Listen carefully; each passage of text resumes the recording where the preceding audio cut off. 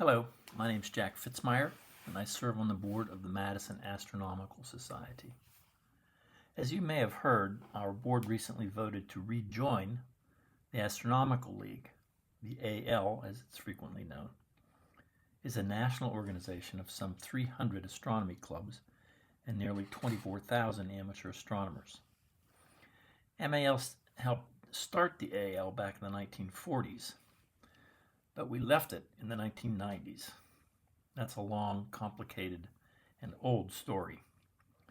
But in response to interest shown by MAS members, the board decided it's time to add membership in the AL to our list of MAS member benefits.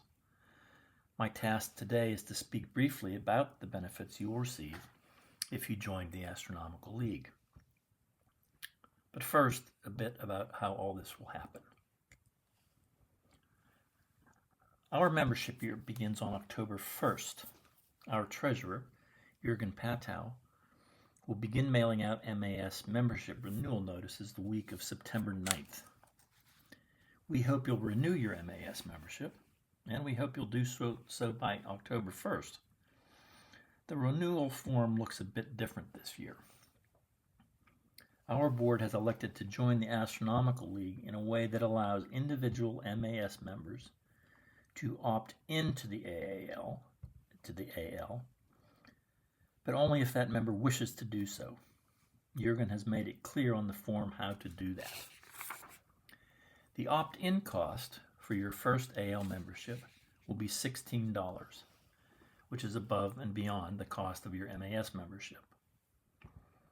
Because the start date of our membership year does not quite match up with the start date of the League's membership year, we have set things up so that this $16 fee will provide you with AL membership through June 30 of 2026.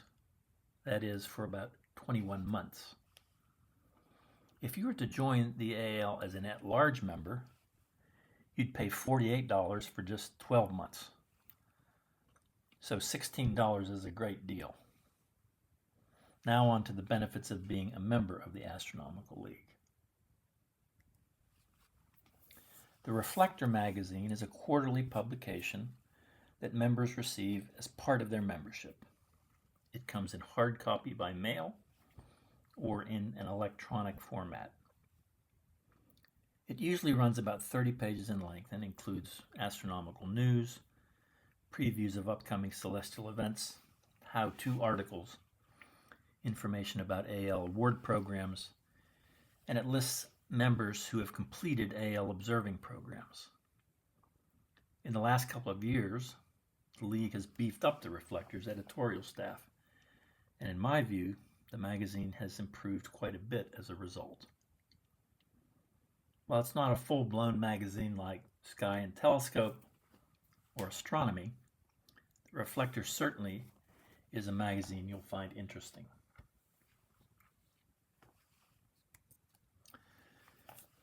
The League coordinates around 70 observing programs, which are designed for amateurs who desire a bit more structure to their observing, or who want to take on more challenges with their visual observing or their astrophotography.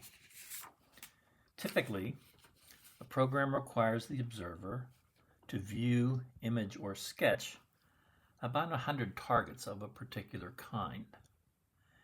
These may be features of the moon or a planet, a collection of certain kinds of galaxies, say flat galaxies, the objects in a star catalog like the Messier or the Caldwell catalogs, or a certain type of nebula, planetary nebula for instance. The observer records each observation in a logbook that notes their location, the date and time of their observation, the scene conditions, the equipment they used, and a few words to describe what they saw or imaged. They submit this log, along with any accompanying photos or sketches, to a peer reviewer who evaluates the work and, if it's found to be satisfactory, awards the observer a certificate of accomplishment and a lapel pin. Often, these pins are awarded at local club meetings, which is a nice touch. This is a photo of a few of the programs that I have completed, the certificates and the lapel pins.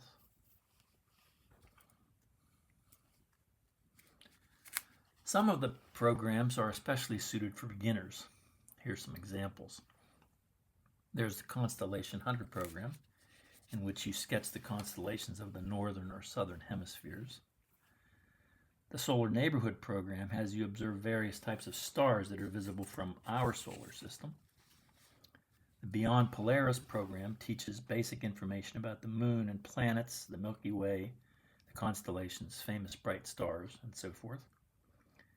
And the Lunar 1 and 2 programs, in which you make detailed observations of all sorts of lunar features and phenomena.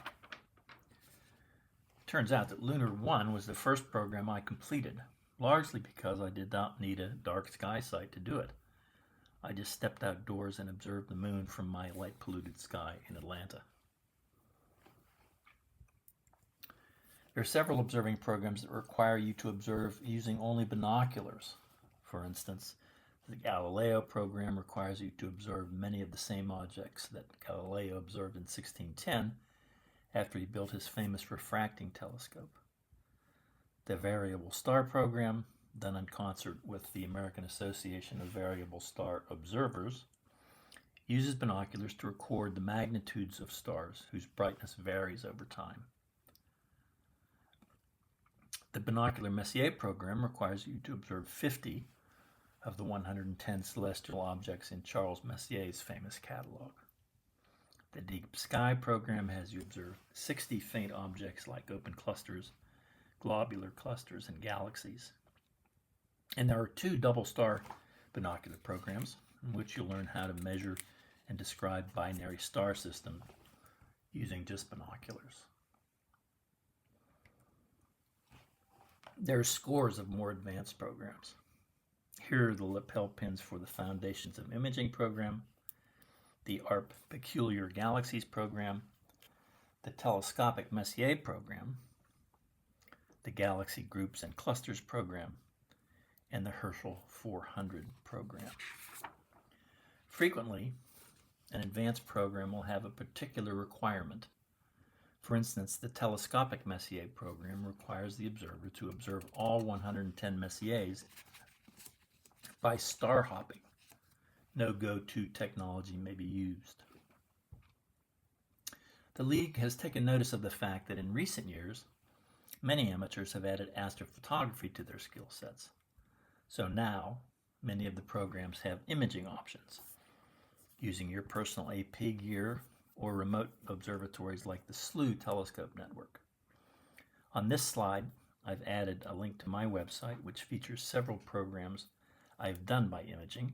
Some of these include my notes and logbook data as well.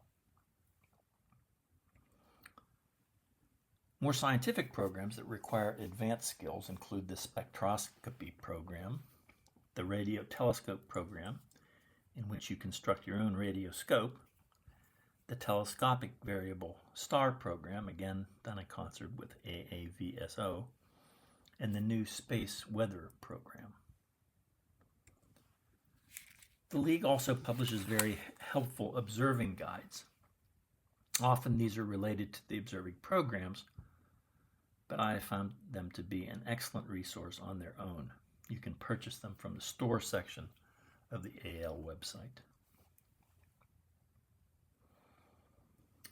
The League sponsors other programs and publications in which you might be interested. They have an extensive awards program for club websites and newsletters, for sketching and imaging, and for young people starting in the hobby. I've already mentioned the store, which features lots of astro resources, as well as some AL swag. The League publishes a ton of material that can be printed and used at outreach events. They call these Sky Tools. And the site also has information about AL conferences, the annual conference called AstroCon, as well as regional conferences. The 2025 AstroCon will be held next summer in Bryce Canyon, Utah. The MAS will belong to the central region of the Astronomical League. Its conference will be held in the spring of 2025 in Minneapolis. You can learn more about the Astronomical League on their website, which is at www.astroleague.org. The site contains full descriptions of all its observing programs, award competitions, and regional and national gatherings. It'll give you a great preview of the benefits you'll get if you join the AL. And if you have questions or comments about the AL or its programs, please feel free to contact me at jfitzmier@gmail.com. I hope you'll consider joining the League. I think that it will become a great benefit of MAS membership, and more important, that it will become a real asset to you as an amateur astronomer. Thanks for your time.